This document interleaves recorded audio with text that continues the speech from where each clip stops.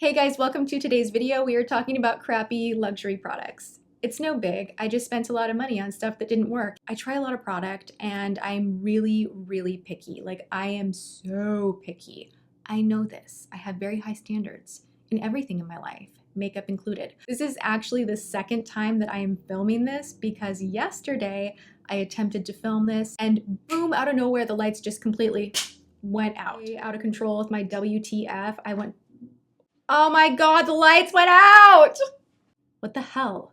It's not even raining that hard. California, why are the lights out? I need to talk about products I regret purchasing. It's important stuff. I'm just not having it. It was really upsetting. I had just finished my makeup. I was like, ooh, I like my makeup. Let's sit down. Let's talk about products, and no light. If I seem like extra angry toward my products, maybe it's because I've just done this once before and we're doing it again. Let's start with some Tom Ford. This lipstick was $35 and like look how tiny it is.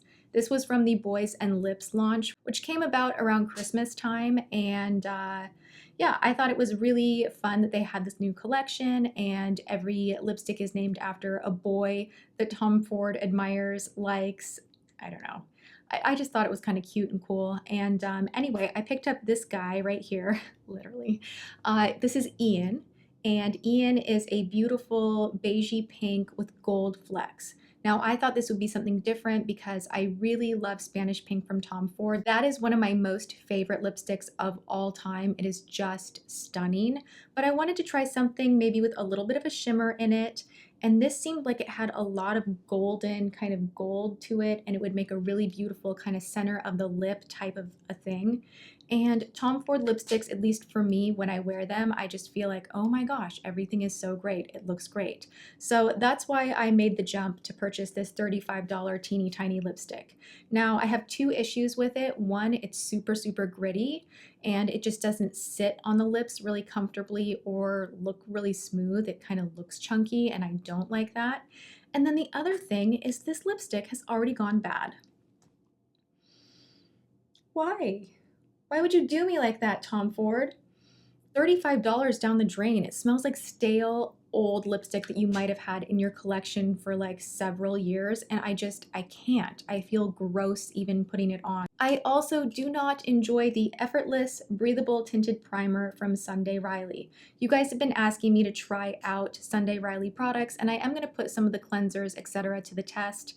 This was the first item that I had ever tried out, and it just made my skin feel really tacky and kind of greasy, even though it is oil-free, and I just don't think it's worth the high price. And it just kind of competed with my foundation, I felt, because it is slightly tinted, but it is not tinted enough to really give you coverage or be a tinted moisturizer. So I just found this to be kind of a weird product for me. Also, you guys know I'm loving Guerlain, like everything Guerlain. I'm like, ooh, that gold primer is like saving my skin. I love it so much. And I saw this limited edition compact and I talked myself into it. I actually was gonna do a WTF on this, but I couldn't wait. I literally was staring at this and I was like, oh God, I need to just use this right now. So I started using it straight away. It has a highlighter, it has a blush, it has more of a matte bronzer, and then your shimmery bronzer, and you think, oh my gosh, this is amazing. But for some reason, this bronzer, there's like something with the formula. This bronzer right here, the Terracotta bronzer in #1, this is so freaking good. It is natural, it is light, it just blends beautifully.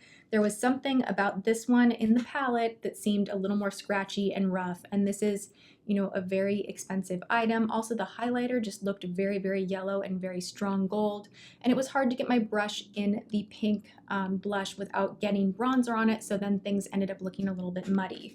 So for me, this was a big regret. It was a nice idea, but I just didn't like it. So I absolutely recommend the single bronzer, but the palette, no thank you.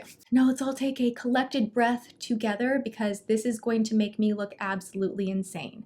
I know that with WTF, I keep doing these crazy expensive, you know, reviews, and I take my job here on YouTube very seriously. I spend a lot of my own money. I do make money on my channel and I put it back into my channel. So I'm not like some crazy person just being like, $500 on makeup every month. You know, that's not what I'm about, and I don't think you should be about that. I think that I am that way because I review product. I went to the Serge Normand. Wait, is that how you say it? I'm sorry. Serge Luton counter. It was explained to me that it is the couture line of makeup, that this is like the best makeup in the world. And when I heard that, I was like, really? Like, why? And it's a very simple line. There aren't a lot of products, but they are not just expensive. They're not just like Tom Ford expensive. They are like ridiculously expensive. Kind of like, why would you ever need that? It's only for the person who has everything and they're just looking for something else to throw their money at, because that's ultimately how I feel about this line. I hate saying that, but that's just deep down how I feel. So I picked up a blush, and this is a $175 blush that is blotchy, does not blend, and is nothing magical. I kid you not, I would prefer to wear my Wet n Wild blush.